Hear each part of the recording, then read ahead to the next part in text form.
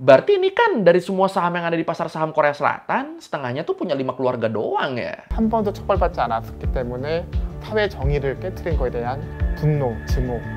Karena monopoli dan kesenjangan inilah, ditambah sama kasus suap dan korupsi yang kenceng banget antara cebol sama pemerintah, ini nih bikin masyarakat. Kita bahas Korea-Koreaan lagi, sekarang kita bahas yang selatan nih. Kali ini gue mau bahas orang-orang elit di Korea Selatan, Crazy Rich-nya Korsel. Dan kalau kita ngomongin orang kaya, pastinya bakal nyambung juga kan sama pengaruh mereka ke negaranya. Bahkan nih, saking kaya dan berpengaruhnya mereka, kestabilan ekonomi Korea Selatan tuh bisa dibilang sebagiannya ada di tangan mereka loh. Wah, ini orang-orang bisa kaya banget begini tuh gimana caranya ya? Ada rasa ingin kan gue kan? Iri dengki dikit mah ada kan? Tapi, sebelum kita mulai, gue mau cerita dulu nih dikit nih. Jadi belakangan ini, gue tuh lagi suka main game yang apa ya? Bisa dibilang unik banget lah. Nama gamenya The Ant Underground Kingdom. Nih, sambil gue buka nih gamenya nih, sambil gue mainin nih. Game apaan tuh? Gue yakin lu tau lah game-game simulasi begitu. Nah, game ini nih juga game simulasi. Dan kayak namanya, di game ini kita bakal simulasi kehidupan koloni semut. Mantep gitu. Jadi ya di game ini nih kita bakal jadi penguasa semut yang tugasnya tuh mimpin ratu semut dan seluruh koloninya biar bisa tetap survive. Jadi semua yang berhubungan sama semut kita lakuin nih di game ini nih. Mulai dari ngebangun keperluan seluruh koloni, ngumpulin resources, mertahanin koloni kita dari serangan koloni musuh, sampai ngebangun aliansi sama koloni semut lainnya. Seru juga ya kehidupan semut bisa segininya ternyata loh. Terus yang menarik lagi, di game ini kita juga ditugasin buat ngembangin pasukan semut dari berbagai spesies semut yang dapat diperoleh melalui sistem gacha khusus. Yang biasanya disebutnya tuh Special Ants. Gue kasih contoh deh nih semut favorit gue. Semut yang jadi favorit gue tuh namanya semut peluru atau Bullet Ants. Kenapa gue suka semut ini? Soalnya dia tuh punya skill yang namanya Hardened Skin yang bisa dipakai buat pertahanan. Jadi dengan skill dia yang begitu, si semut peluru ini bakal efektif banget buat ditaruh di pertahanan. Karena mereka bisa ningkatin pertahanan kita sampai 12%. Terus selain itu, si semut peluru ini juga punya yang namanya Blitzkrieg buat serangan yang cepat dan agresif, sama punya Dominance buat keterampilan komennya. Jadi ya mungkin dari luar semut peluru ini tuh kelihatannya kayak semut hitam biasa aja ya. Tapi sebenarnya mereka adalah semut dengan sengatan paling menyakitkan di dunia. Keren juga nih andalan gua nih. Jadi ya intinya mereka ini bener-bener semut yang istimewa ya, baik di dalam gamenya maupun di dunia nyata. Dan kalau emang referensinya dunia nyatanya kan berarti kan sambil main game kita bisa sambil belajar loh ini loh. Mana desain tampilannya juga bagus banget lagi, lengkap tuh sarang-sarang semutnya detailnya lengkap banget. Ini buat apa, ruangan ini buat apa, itu ya bener-bener detail lah. Jadi ya kayak gue bilang tadi, sambil kita main kita tuh bisa sambil belajar, ngenalin spesies-spesies semut sama kemampuan-kemampuan mereka tuh apa aja. Dan lu tau gak sih kalau game The Ants Underground Kingdom ini bukan cuma game strategi biasa loh. Soalnya dia juga jadi game simulasi pertama di dunia yang ngangkat tema semut dan serangga. Unik banget ya. Makanya nggak heran loh kalau game ini udah di-download lebih dari 60 juta kali. Dan di antara list-list game yang ada, dia tuh menduduki puncak teratas loh. Dan yang menariknya lagi, game ini juga memungkinkan kita buat main sama pengguna lain. Kita bisa bikin aliansi, ngelawan musuh, bahkan bisa terlibat dalam pertempuran antar server. Wah, beda server aja bisa tetap bertempur ya. Keren banget ini. Jadi ya sekali lagi bener-bener di game The Ants Underground Kingdom ini kita tuh bisa main game sambil belajar tentang serangga dan semut. Jadi ya bisa dibilang ini tuh pengalaman main game yang fresh karena baru ini kan ada game yang ngangkat tema semut sekaligus bisa memperluas pengetahuan kita loh. Jadi ya udah tunggu apa lagi? Ayo download sekarang juga The Ants Underground Kingdom. Linknya ada di deskripsi nih. Oh iya, terus jangan lupa juga buat pakai kode ANTS8888, ANTS8888 buat dapetin hadiah spesial. Jadi ayo buruan gabung dan sama-sama kita menciptakan koloni semut yang hebat. Udah siap belum nih? Gue sih siap banget nih. Yaudah kalau gitu langsung aja kita bahas Cebol, keluarga konglomeratnya Korea Selatan. Crazy Rich Korea Selatan yang bahkan bisa menentukan arah ekonomi negara nih. Di Learning by Googling. Ya kayak yang kita tahu, Korea Selatan tuh kan jadi salah satu negara yang ekonominya maju banget ya. Dan majunya tuh nggak cuma karena perkembangan pesat di bidang entertainment sama budayanya doang, tapi juga karena industrinya yang sukses banget. Dan ini ngejadiin Korsel sebagai negara dengan PDB terbesar ke-13 di dunia di tahun 2022, menurut Statista.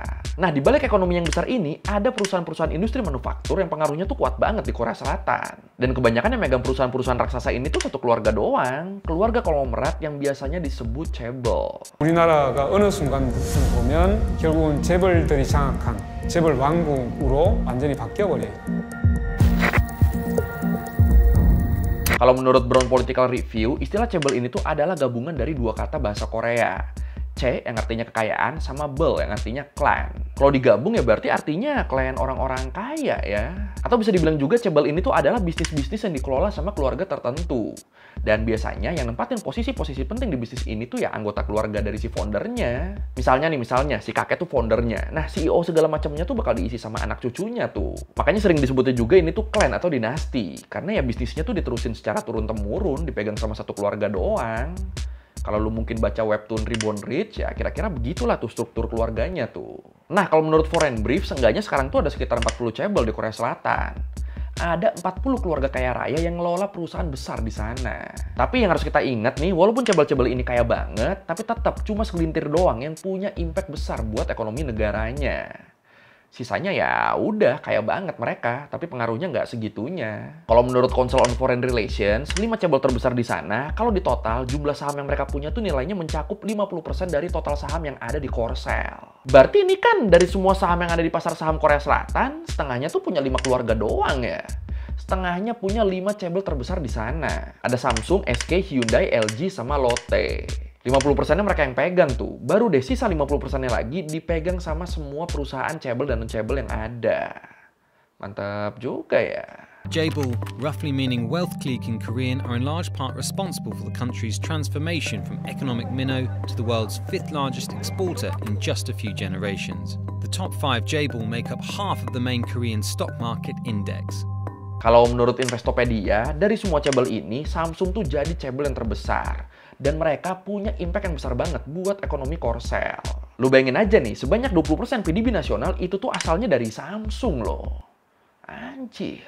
Ini gila sih, ada keluarga kaya yang perusahaannya tuh ngasilin 20% dari total PDB negara dengan ekonomi terbesar ke-13 di dunia. Kebayang kan lu sekaya apa itu berarti keluarganya? Ya malah nggak kebayang sih ya saking kayanya ya. Nah dengan kekuatan ekonomi yang sebesar itu pastinya Cebel-Cebel ini kan jadi aspek pentingnya buat ekonomi negara Korea Selatan. Makanya mulai dari pembentukannya sampai sekarang itu tuh selalu ada campur tangan pemerintah sana loh. Emang dibentuknya gimana? Jadi gini, kalau menurut Dassault Consulting di tahun 1960-an Korea Selatan kan waktu itu kan jadi salah satu negara termiskin di dunia ya.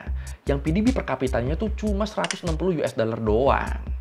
Ini kan dikit banget kan, makanya waktu itu Korsel tuh bergantung banget sama bantuan asing. Nah terus kalau lu inget di tahun 1963, Park Chung-hee itu kan naik ya jadi presiden lewat kudeta militer. Dimana pemerintahannya tuh waktu itu tuh bisa dibilang diktator banget lah. Waktu itu tuh Park Chung-hee pengen banget Korsel bisa bangkit dan jadi negara industri dan kekuatan ekonomi besar di dunia. Dan dari situ pemerintahan Park Chung-hee mulai nandain perusahaan-perusahaan mana aja nih yang bisa diajak kerjasama buat ningkatin ekonomi negara. Perusahaan yang mau ikutin apa maunya pemerintah. Dilihat nih mana yang kira-kira berpotensi dan mau nurut nih. Dan ya udah dari sinilah bibit-bibit Cebel nih muncul. Kalau menurut Verdik, pemerintah sana tuh waktu itu sampai ngasih berbagai jenis bantuan loh. Kayak misalnya pinjaman luar negeri, pinjaman subsidi, sampai keringanan pajak buat perusahaan-perusahaan ini, biar mereka bisa ngembangin industrinya. Dan terutama di sini perusahaan-perusahaan yang ada di industri baru ya, kayak produksi baja, pembuatan kapal, sama elektronik. Dibantu tuh sama pemerintah tuh, biar mereka bisa berkembang, bisa maju, terus nantinya mereka bisa ningkatin ekspor dan bikin ekonomi Korea jadi bangkit. Ya, bagus ya visinya ya. Kalau menurut Edward Graham di bukunya yang berjudul Reforming Korea's Industrial Conglomerates, disebut di situ strateginya Park Chung-hee yang diktator ini tuh berhasil loh. Strategi dia terbukti bisa bikin pertumbuhan ekonomi dan ekspor Korea Selatan tuh berkembang pesat. Dan perusahaan-perusahaan yang kerja sama-sama pemerintah inilah yang jadi asal muasal Cebel sekarang. Dan waktu pemerintahan diktator Park Chung-hee runtuh, keruntuhan ini tuh nggak ngaruh ke mereka loh. Soalnya calon-calon Cebel ini mereka tuh udah punya fondasi yang kuat banget di industri manufaktur. Jadinya ya mereka malah bisa bertahan dan ngembangin perusahaannya sendiri tanpa disuruh-suruh lagi buat ngikutin maunya pemerintah. Anjir, hoki ya malah ya. Dulu pas berdiri di support pemerintah biar tetap bisa disetir sama pemerintah, pas pemerintahnya jatuh mereka tetap aman loh, malah jadi bisa berdiri sendiri. Ini kan enak banget ya. On October 26, 1979, then President Park Chung-hee, father of former President Park Geun-hye, was shot to death at a dinner party in his private home in Kungjeong-dong near presidential office. Tapi sebenarnya kalau menurut Britannica, walaupun setelah itu mereka nggak segitu disetir pemerintahnya kayak dulu, tapi tetap gimana pun Cebol tetap nggak bisa lepas dari pemerintah. Karena kan sama-sama butuh ya. Pemerintah butuh Cebol buat mertahanin ekonomi negara, Cebol juga butuh pemerintah buat bikin mereka aman dari hukum kalau ada apa-apa. Jadi ya Cebol ini sedikit banyak tetap butuh pemerintah nih buat ngejamin power perusahaan mereka. Karena kan kalau backingannya pemerintah jadi nggak ada pihak yang berani macam-macam ya sama mereka ya. Dan gara-gara ini juga, makanya dipercaya ada banyak kasus suap dan korupsi antara Chaebol sama pemerintah. Bahkan sama presiden nih, udah jadi kayak rahasia umum itu. Dan ya faktor itu juga lah yang bikin Chaebol ini jadi banyak dikritik sama masyarakat Korsel. 그래서 한편으로는 자랑스러워하지만 한편으로는 이렇게 탈법을 저질렀는데 불법, 편법을 저지르는데 한 번도 처벌받지 않았기 때문에 사회 정의를 깨트린 거에 대한 분노, 증오. Jadi ya emang ada positif sama negatifnya sih ya. Di satu sisi industri-industri Chaebol ini tuh berkontribusi besar buat ekonomi negara kan. Terus brand-brand ekspornya juga jadi kebanggaan negara mereka. Tapi di sisi lain mereka juga jadi bikin usaha kecil dan menengah di sana tuh jadi nggak bisa berkembang loh. Apalagi kalau menurut Council of Foreign Relations disebut Chaebol ini tuh bener-bener memonopoli pasar loh. Dan gara-gara ini jadinya startup sama UKM tuh sering kalah saing duluan. Hambatan mereka buat tumbuh tuh besar banget loh. Karena lawannya tuh ya Chaebol. Nggak jarang juga ada Chaebol yang malah ngikutin inovasi dari UKM-UKM ini. Dicontek jadi tuh buat produknya mereka. Ini kan nyebelin banget yang begini ya. Dan sering juga UKM yang mereka anggap bagus dan punya potensi, itu tuh malah dibeli sama mereka. Dibeli sama Chaebol. Jadinya kan kalau gini Chaebol-nya makin besar, tapi UKM-nya tuh nggak bisa tumbuh kan. Padahal kalau menurut The Globe and the Mail, 90% dari pekerja di Korsel tuh kerjanya justru di UKM loh. Kerjanya justru di perusahaan-perusahaan kecil dan menengah ini. Cuma 10% doang yang kerja di perusahaan Chaebol. Padahal kalau lu inget tadi, 77% pasar kan dikuasain sama Chaebol ya. Cuma 23%-nya doang yang non-Chaebol. Jadi ya kesenjangannya ketara banget nih di sini nih. Lu bayangin aja, 90% orang di sana kerja di perusahaan kecil dan menengah yang pasarnya tuh cuma 23%. Sementara 10%-nya lagi itu kerja di perusahaan Chaebol yang pasarnya tuh 77%. Ini kan kelihatan banget monopoli dan kesenjangannya ya. Anjir. 전자, 금융, 호텔 사업도 하고 물산, 건설 너무 다양하게 많기 때문에 영향력이 큰 건 너무나도 당연한 것 같고요. 그러니까 한국의 GDP 20% 정도 된다라는 얘기를 하거든요. Terus kalau menurut East Asia Forum, karena monopoli dan kesenjangan inilah, ditambah sama kasus suap dan korupsi yang kenceng banget antara Chaebol sama pemerintah, ini nih bikin masyarakat jadi melakukan aksi-aksi demo. Salah satu demo yang paling besar tuh dinamainnya Candlelight Protest yang diadain di tahun 2016 sampai 2017. Nah di demo ini waktu itu masyarakat tuh menentang keras peran besar Chaebol di Korsel. Sama para pendemo, Chaebol tuh dianggap udah terlalu banyak ikut campur dalam politik negara. Apalagi dengan adanya kasus suap dan korupsi yang menyangkut presiden Korsel waktu itu kan. Jadi bener-bener waktu itu jutaan orang demo buat nuntut transparansi dan keadilan politik dan ekonomi negara. Bagus banget sih yang diperjuangin ya. Terus hasil demonya apa? Hasilnya Park Geun-hye jadi presiden pertama Korsel yang dipecat secara tidak hormat. Sementara dari pihak Chaebol-nya, Lee Jae-yong yang menjabat sebagai wakil ketua Samsung Electronics sekaligus pewaris Samsung Group, dia nih ditahan 2,5 tahun penjara dan 4 tahun masa percobaan. Tapi endingnya pada akhirnya dia nih tetap diampuni karena perusahaannya dianggap ngebantu ngembaliin kondisi Korsel pasca pandemi. Bisa gitu ya. Dan ya udah sampai sekarang Chaebol ini masih tetap jadi kekuatan ekonomi yang besar banget di Korea Selatan. Walaupun ya mereka udah kena banyak skandal. Tapi ya tetap gimana pun kontribusi mereka buat negara bikin mereka bisa berkelit dari hukum.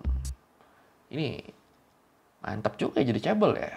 Tapi kalau menurut lu sendiri gimana? Adil nggak sih ini? Karena jasa lu yang udah bantu negara, lu jadi bisa menghindari hukum. Gimana nih kalau menurut lu nih? Silakan komen. On the last day of their sprawling investigation into South Korea's presidential scandal, special prosecutors named Lee among 17 people to be newly indicted.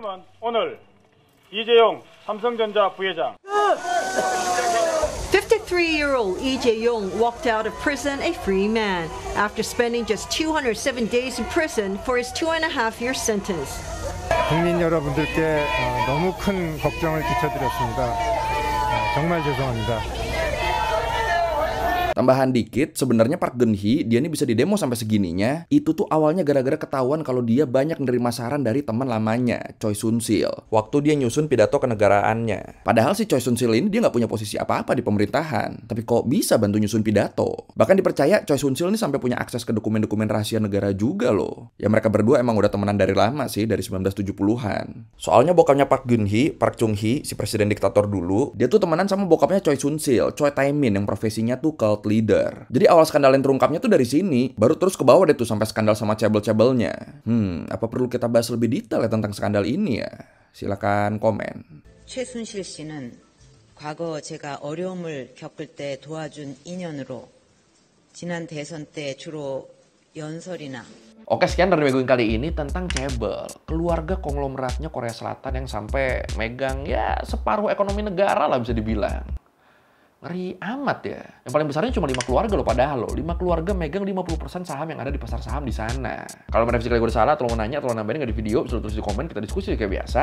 Sekali lagi, thank you udah nonton. Jangan lupa like, comment, subscribe. Bye.